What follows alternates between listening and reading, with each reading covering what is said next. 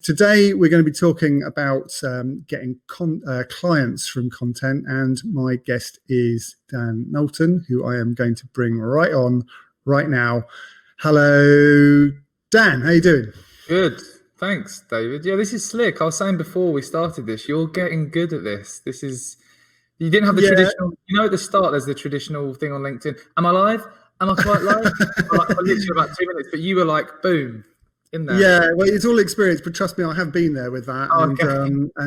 It's just one of those things about learning that, as soon as you press the go live button, you are actually live, even though it doesn't come up on LinkedIn for about another 30 seconds after that. So you can fill that time with something useful rather than umming and erring.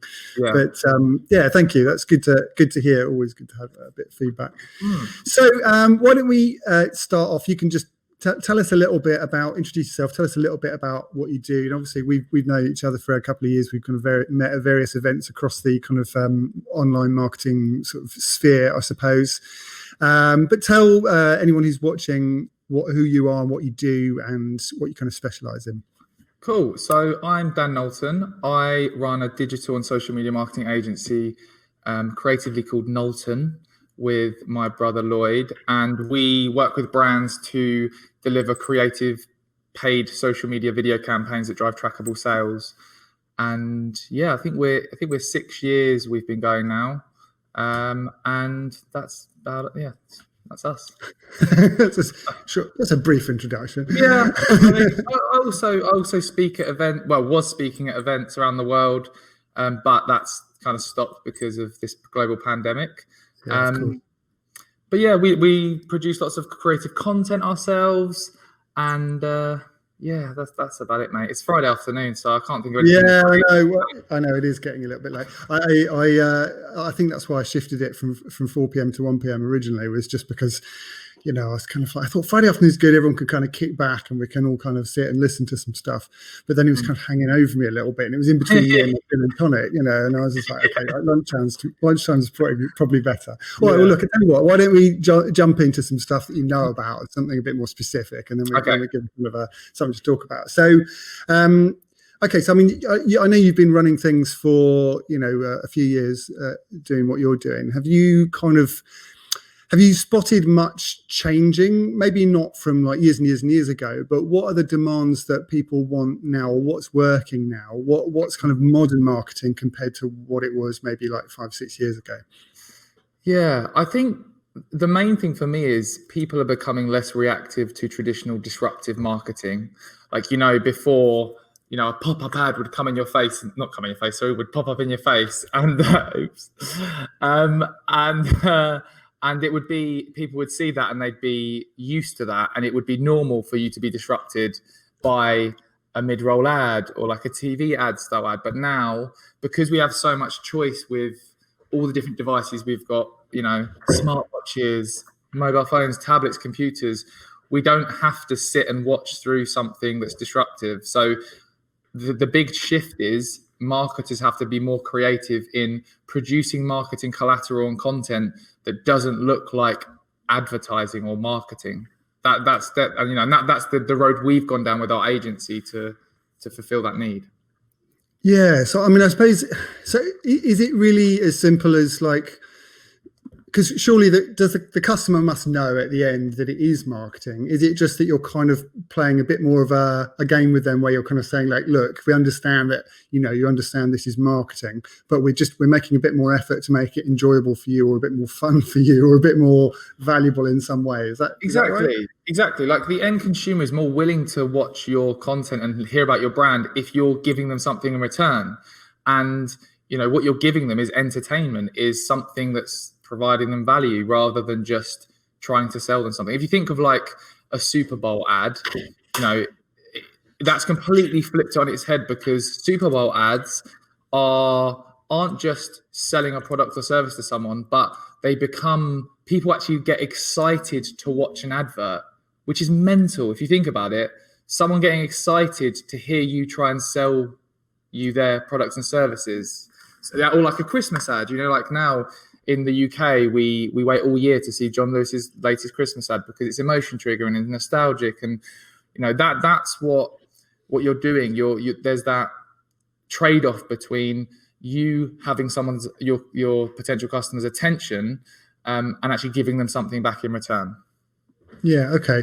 But I suppose, so that comes down to really more the idea rather than necessarily the production value, doesn't it? And I suppose because we're all kind of doing a bit of content marketing and a bit of social media and all that kind of stuff, are you saying then that the kind of the standard, the level is getting higher in terms of what you need to create for that? So obviously not everyone's got the kind of budget that they're going to throw at a John Lewis advert.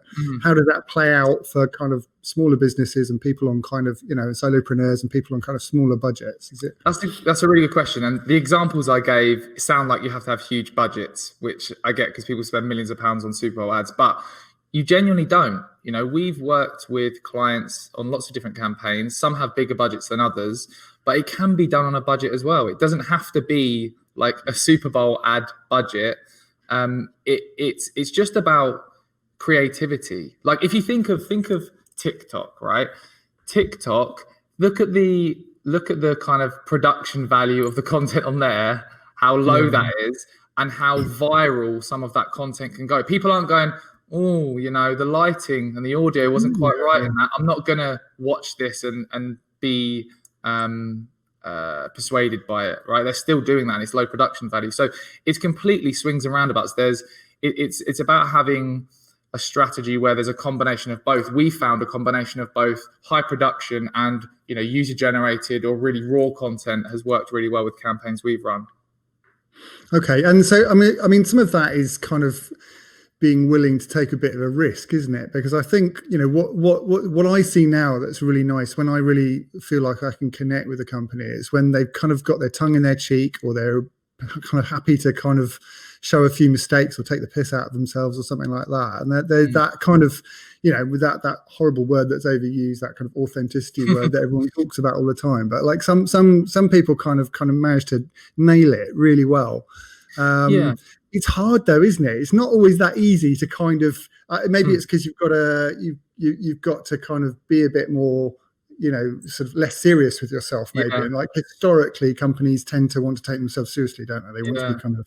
I think it's easy to say just be authentic, but then like stick someone in front of a camera and say be authentic, then that's the least authentic they're ever going to look, because you get that pressure of being in front of camera. But I also think it shouldn't go the other way. There's this other kind of thing happening now where authentic is such a buzzword used that people are trying to be that other way of really cool and like just not caring and uncorporate, that is unauthentic as well. I think you don't have to be funny and take the piss out of yourself if that's not you. You could be very corporate just as a person, and like to be corporate and dress in a suit everywhere. And if that's you, be like that. Don't think, oh, now everyone's not being corporate, that's the cool thing we should all be doing, I'm going to try and not be corporate. And then you look like you're trying to not be corporate when you're corporate. And it's the whole actually being you and what you are as a real person. Yeah. I agree. And like, okay, so if I look at quite a lot of LinkedIn videos, some of the people I follow and see around on LinkedIn have a natural kind of funny sort of piss-takey sort of tone, or they'll do silly little sketches and that kind of thing. And that's just like, it's not really me. I kind of don't really do that. So, but I'll just do something else instead. I like to let something that's maybe a bit more philosophical or something like that. So, exactly. And that's more you. Like I remember discovering you years ago, it was probably years ago, when you would walk around and you talk to camera, and it was quite insightful and philosophical what you were talking about, and that seemed like you. That's what I sort of picture you as, not someone just doing funny sketches. Yeah, okay, so that's a good tip. That's sort of like basically capitalizing on an element of who you are, but kind of running with that and blowing it up. So how that's kind of and I suppose that plays out across whether you're doing an advert like we were talking about, or just that kind of social media content all the way through. Okay, so what are sort of if you're working with sort of a lot of companies and you're doing this a lot of different kinds of marketing, what do you see in terms of the sort of digital strategies? What's working right now? Like obviously, when people talk about content marketing, I suppose they talk about sort of a connection with social media in terms of producing quite regular sort of content. Advertising maybe, I suppose, is a different thing where you're putting money behind something and you're using a single piece to promote out. Do you use a combination of those kinds of things, or do you or does one work better with some companies, or one work better with other things, or how does it work out? Do you think? I'd say still the big thing that's working that we've spoken about before is having a content strategy that's mapped to the decision-making process of the person you're trying to convince. So rather than just thinking, let's produce lots of cool random bits of content, some educational content, some trying to sell our products, really think about the decision-making process of your customer and what questions what they need answering to decide that your product's the best solution to their problem. So for us, what consistently is working well in terms of convincing customers to buy. Right now, I'm thinking of one campaign we're running with a large personal care brand is user-generated unboxings and product reviews. Because if you think about a decision-making process of buying a product, when a product says, this phone battery will last for, 2 days, me as a potential customer, I'm thinking, will it? You say it will, but if I see someone that looks like me in an ad saying, look, the company said it'll last 2 days, and you know what, it actually did. I tested it. That's one tiny example. But think of all the other questions I'm going to have. How easily is the phone screen smashed on this? How much does it cost to repair? Imagine if you just thought of all of those things that I need to see and I need answered as a customer, and you created content with someone that looks like the person you're trying to convince answering that. Because that's what we've done with this campaign. We sent with a number of campaigns, we send real people the product to try and test, and we guide them on what we want them to talk about. So if a product says it is got a good battery life, or if it's very versatile, we say to the person, comment on how versatile it is. What do you think of how versatile it is? What do you think of the battery life? So they're there naturally. We don't give them a script and say, so the product's really good. We say, comment on this, because then you actually get them saying, oh, you know what? I tested this and I tested that. And that user-generated content in an ad campaign for us is working really well, especially with e-commerce brands. Yeah. Okay. I suppose a little bit like when you get people to do testimonial videos, if you kind of guide them through it and get them to comment on specific things, it's a similar sort of thing, I suppose. Yeah. Beyond kind of products, if it was more of a service-based business, how do you think? How does it work in that respect then?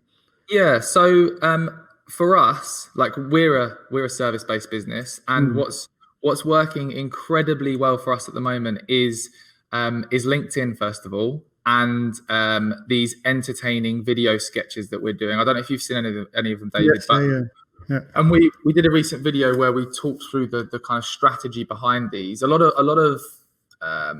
like you mentioned, a lot of content that's working on LinkedIn at the moment is sort of entertaining sketches, but we've got a real strategy behind creating entertaining sketches, but they're not just, the objective isn't just to make people laugh. The objective is to drive leads. And we're now seeing with these sketches we're posting on LinkedIn, we're generating between 5 and 10 leads from each one that are literally saying, I watched that video, we want to speak to you about how you can help us. And it's never seen something that's had such a very clear link to generating leads than this at the moment.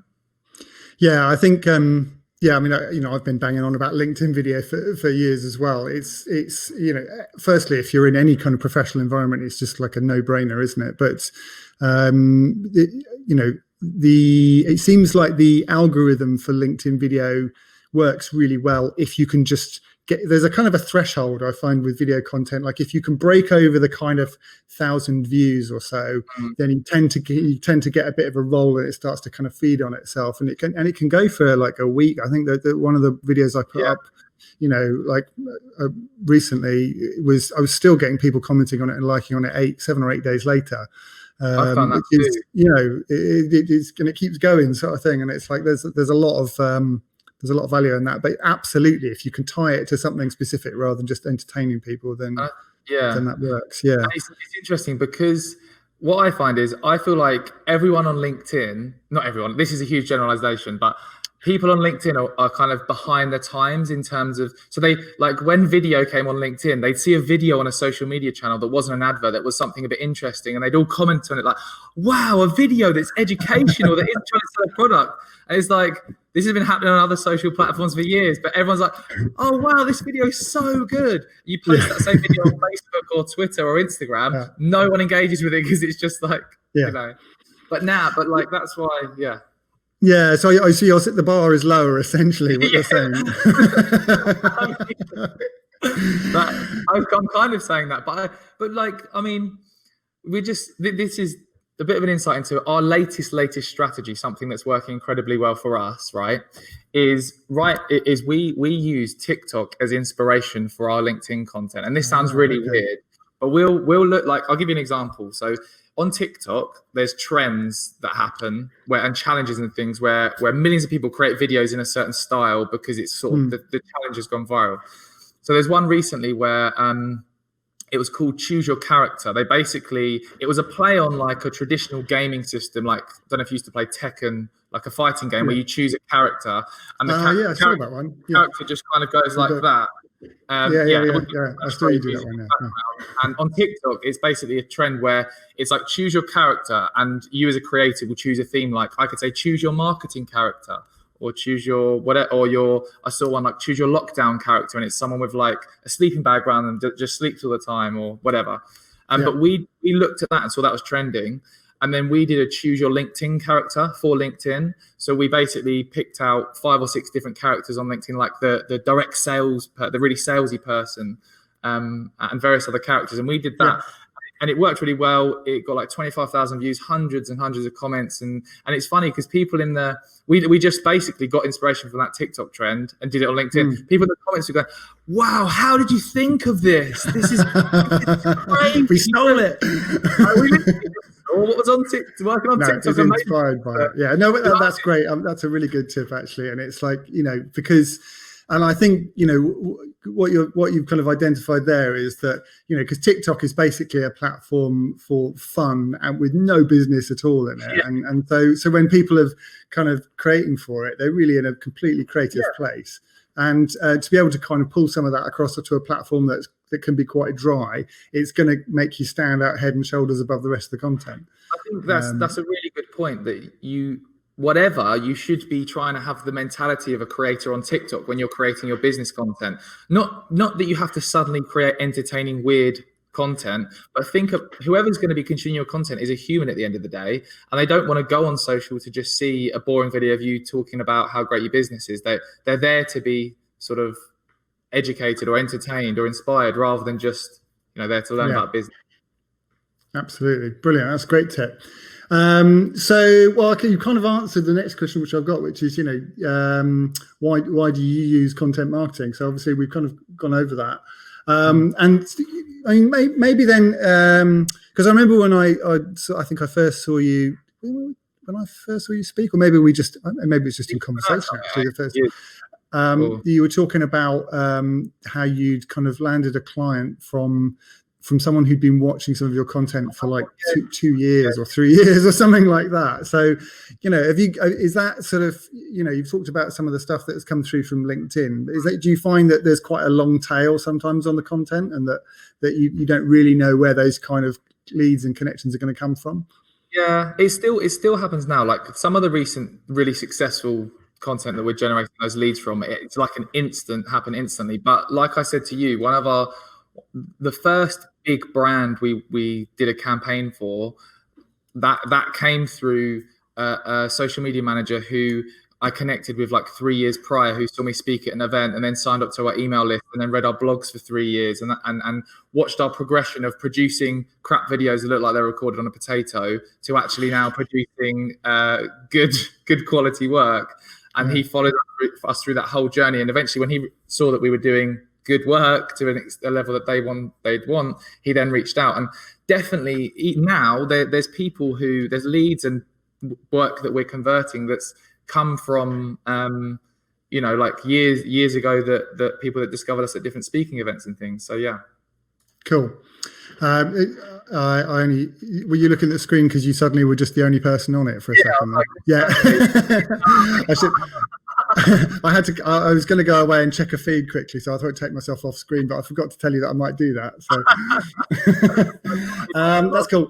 So okay, well, yeah, that's good, and you're right. And I've had similar sort of things. Like, I think probably what I need to do more, which I'm probably not as good at, is actually track specific leads back through and kind of find out where the touch points were and what content they watched and that kind of thing, because that's really useful information to have as well. Even what they say isn't right, because I've found sometimes people say, oh, I saw your LinkedIn video, but then you realize they saw you speak at an event like 5 years ago when you actually so that's the original lead generator. It's the other stuff that come together to nurture that lead. And then the other thing I find as well is that I've been sometimes a little sporadic with the content. So I did quite a lot last year, and then I stopped for a few months over Christmas because I was building a new product and a new website and stuff. And I was bumping into people in kind of January or February who were like, "Oh, you're on LinkedIn all the time." And I was like, "Actually, I probably not for the last couple of months." But there's something that once people have kind of made the connection and kind of seen you there on that platform, and actually it proves the point that you don't necessarily have to be posting all the time, that they kind of connect you with that space and that place, and they kind of just assume that you're there, and they think you're there even if necessarily you're not there all the time. I think I've found one thing that I found is you have to be careful that you don't just always talk about, if you're a business that offers various services, you don't just talk about one thing too much, because then people think that's all you do. So for example, 2 years ago, we did these LinkedIn masterclasses that were a tiny part of our revenue compared to like bigger brand campaigns. And we produced a big campaign for ourselves to promote it on LinkedIn across a period of time. And then whenever we met anyone, they would say, "Oh, you're the guy that does LinkedIn masterclasses." Right. And it's like, no, I'm not that guy. That's and then we've moved away from that now. But you have to be careful not to just be pigeonholed to you do that one thing. Yeah, cool. You're right, and I think you need to kind of spread it around a little bit. So we talked about kind of, where you found some success through that kind of content. Have you also been able to replicate that, or what kind of results have you seen for maybe some of the clients you've worked with in terms of some of that social media content or some of that more organic sort of strategy? Yeah. So with clients, we don't do organic. We'll only do a paid ad strategy, because with a paid ad strategy, you can set up the pix, like on an e-commerce website, set up the pixel and track everything from someone seeing an ad to clicking on a website to actually purchasing a product. You can track how much revenue they're spending. So yeah, with client campaigns, we're only delivering sort of paid social ad campaigns. And following that same, again, what's working with that is setting up the campaign with the different levels of content. The big awareness what we specialize in now is big entertaining advertising at the top of the funnel, to drive awareness and positive sentiment towards the brand, and then producing all of that middle of funnel content to remarket to the people that show interest at the top.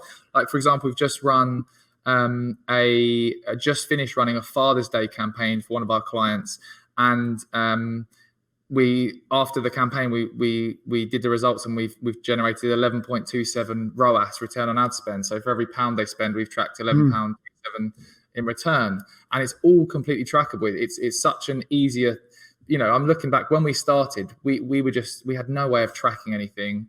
We had no evidence to say, if you invest this, we can get these results. Whereas now it's all trackable and we know how to track it. So it's like here's examples of how other clients have invested X and got the trackable return of Y. Yeah. Okay. And yeah, I mean, that's kind of classic sort of digital marketing in the sense that you can actually prove a tangible return. It's, when you're doing sort of pure video production like we do, sometimes there's that kind of missing gap, and we always have to kind of, we can advise people that, you need to promote this, but the best projects or the best results that people have had from the projects that we create is when they basically pay for kind of promotion, we did campaign for a law firm that like doubled their revenue over 3 months. This is like an 8-figure law firm, and they doubled their revenue. Well, we've got it as a case study on our site, but it's and then another law firm that we did, and they just kind of popped it up on their homepage and kind of hoped for the best, and had like 300 views off it. And they spent about the same amount of money. They just didn't do the same with the content. I think it's trying to connect those dots for the end customer to see the ROI. Like you mentioned, with just standalone video production, there's less of a if you get it, and you know the ROI is there, but it's trying to bridge that gap, isn't it? And that is a challenge sometimes if it's just a standalone video project. Brilliant. Okay, so I've got half an eye over on the feed here. It looks a little bit jumpy, actually, so it'd be useful to know. I think it's probably fine. It's probably because I'm trying to run two screens at once. But if you're watching and you've got a question for Dan or for myself, drop it in now, because we'll probably be wrapping up in about 5 minutes, 5-10 minutes, or let us know that the feed's working fine and everything's good. So we're just, while we're kind of maybe waiting for a comment or two to come in, if anyone's got one on this late on a Friday afternoon, which they might not. Exactly, yeah. I'm supposed to be, by the way, it's about to rain, and it's my fault, I'm afraid, because I arranged a barbecue for this evening. So, I think that might be my fault. What about the future? What about where things are heading? Because obviously marketing is constantly shifting, and like the goalposts are always moving, new technologies coming around. What can you see 6 months, 12 months down the line from where we are now in terms of what might work? I'll be honest, I hate this question. Just because I like to look at what's working now and what's working on the horizon, and doing more of that rather than like, AI and bots and stuff. Yeah, totally. Yeah. For me, what's working right now is getting inspiration for things that are trending on other more popular channels and emulating that with our client campaigns. So like the TikTok example I shared for you, like the advertainment pieces we're creating. So I don't have any really good insights into what I think is going to happen. We're probably all going to be holograms in a computer system at some point. But what's working now for us and for our clients that we're going to be doing more of is producing these entertaining paid ad campaigns with the different layers of content and using paid social ads to distribute them. So I'd be interested, David, you've probably got a more interesting answer to this question than me. What do you see? Well, I think what you just said there is quite savvy, actually. I mean, we veered away from VR and all that kind of stuff, and sort of 3D video and all that kind of stuff, purely for exactly the thing that you said, that we kind of, shiny object syndrome can be quite dangerous sometimes, because everyone likes it for a few months, and sometimes you can kind of ride a bit of a wave, but certainly in terms of investing in equipment and time and knowledge and all that kind of stuff, it can be a little bit of a flash in the pan. But good old classic kind of like telling a story and sort of connecting with an audience is really valuable, and it continues to work. I can see kind of the rise and fall of various platforms, 6 months, 12 months in the future. Like you're saying, TikTok, is kind of obviously on the rise now.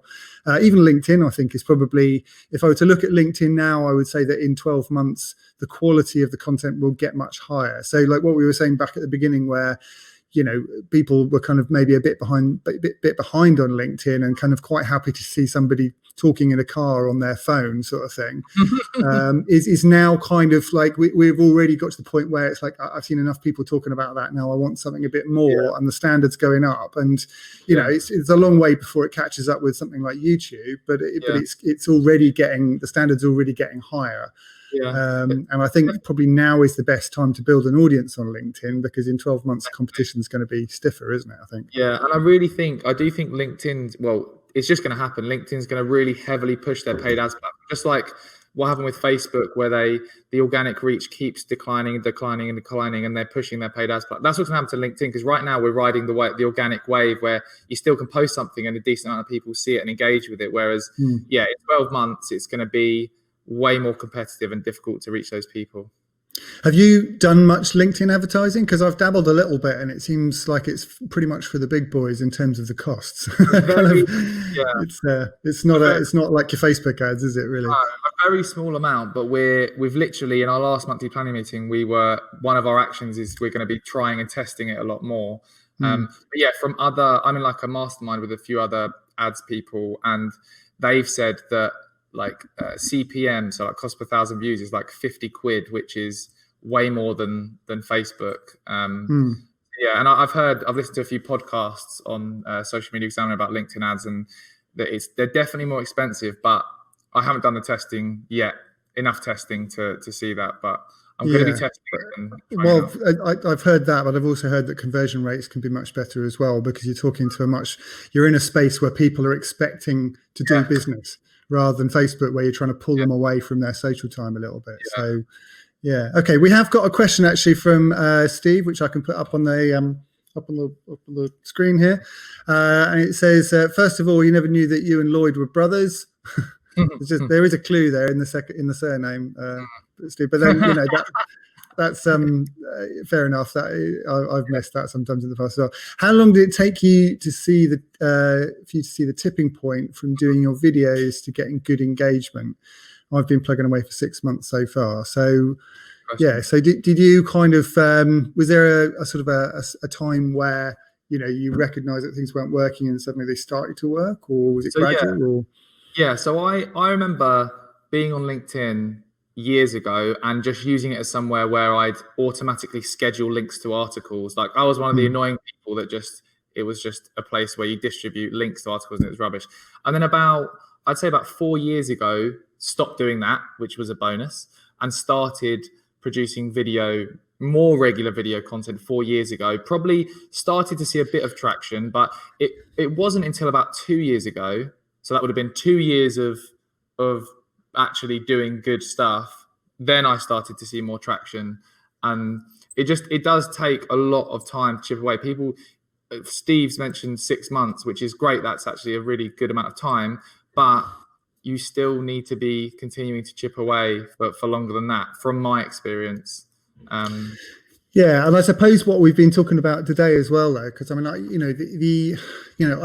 with creating organic content, it's good, and I think I try and encourage people to do it, but also you've got to look at whether it depends how quickly you want to do things, because sometimes I look at our organic strategy as kind of like staying front of mind, just kind of chipping away, and kind of fairly low level kind of marketing. If you want to get some serious leads into your business, you've got to put some money behind it. You can't just expect to kind of be getting 10 leads a week from putting up a video on LinkedIn. And I think when we launched Remote Video Team, we looked at kind of advertising and things like that, because if you want to grow something a bit faster, you've got to put your money where your mouth is a little bit, haven't you? You can't I would say, if Steve, hi Steve, if you want to fast track your growth, I'd be looking at how much time are you investing in proactively engaging with other people's content as well, because there's a hidden gem on LinkedIn is proactively and authentically engaging with other people's content, not just adding sort of crap comments, just like, oh, this is good, but actually adding meaningful comments. And imagine if you spent half an hour a day proactively commenting and adding meaningful comments to other people's content. Think of all of the eyeballs that were on those posts that could see your really interesting comment and could click on your profile and drive traffic to your content.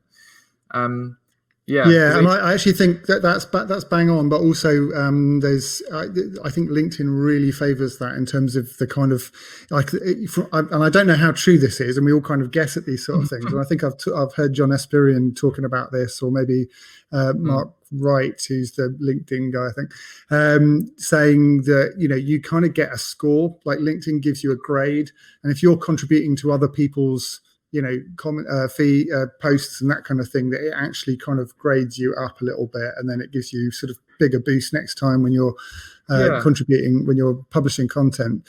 But you're right. I mean, Steve's got a follow-up question there, just saying how much time do you actually have to spend doing that? But I think, like you said, Dan, it's kind of, if you can find half an hour a day, that's, and just a small amount but regularly, is probably better, isn't it?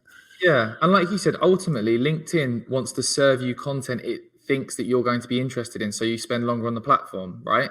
So if you're, by engaging with other people's content, LinkedIn thinks that you've got some kind of relationship, especially if they're replying to you. So all of these things come into play to make LinkedIn think that you've got that good relationship with someone. So then LinkedIn will start showing them your content rather than, not showing anyone at all. Yeah, that's a good point as well. I mean, ultimately, you've got to look at it from the social media's platform's perspective. They want high quality content, and they want active engagement, and they want people to be using the platform a lot. So if you can show that you're one of those people, then it will give you like little gold nuggets and kind of like give you a sort of brighter colors and make you kind of look a bit better. So yeah, but you're right. I mean, there's a realistic time about how much time you spend doing that, I suppose. I noticed Jack Gaisford went through a phase of heavily commenting on a lot of other big influencer kind of followers, and I think that possibly did him some good. He's doing quite well now, so maybe that was part of it. Great, cool. Couple of other comments, not really questions, but Matt Cotton said, loving your content, Dan, and great to hear your sources of inspiration. Steve Wright said I'm from Norfolk, which maybe I wonder why he said that. It's maybe because he didn't understand that you were brothers, and that's part of that. But I think that's we've covered off those questions now. So great, cool. Well, let us know where can we find you, Dan? Then when if people want to come and kind of find out a bit more about what you're doing, apart from clicking on your LinkedIn profile, obviously, where else can we find you? Probably the best place is our website, knowltonmarketing.co.uk, and there's all links to our other socials and examples of what we do there. Cool. I always feel like there should be an E in your name. There's like a missing E in Knowlton. It just kind of skips over. I think it should be Ian, Knowlten.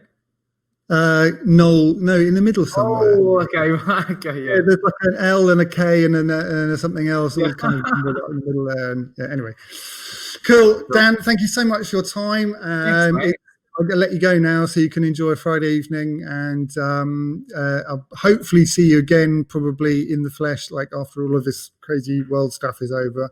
But thanks for your time, and yeah, we'll take care and have a good weekend. Cool. You too, mate. Thanks for having me. Cool. All right. Well, thank you everyone for coming to join us. And like I say, there'll be oops, that's the wrong button. There we go. There'll be a embedded version of this up on our website soon if you missed a bit of it, or if you want to catch it again. So hop on over to remotevideoteam.com and look at the blog, and you'll be there. And we will see you hopefully next week. I've got another good guest for you coming up next week. And that's all for now. Enjoy your weekend. I'll catch you soon. My name's David Kilkelly. Cheers. Take care and see you soon.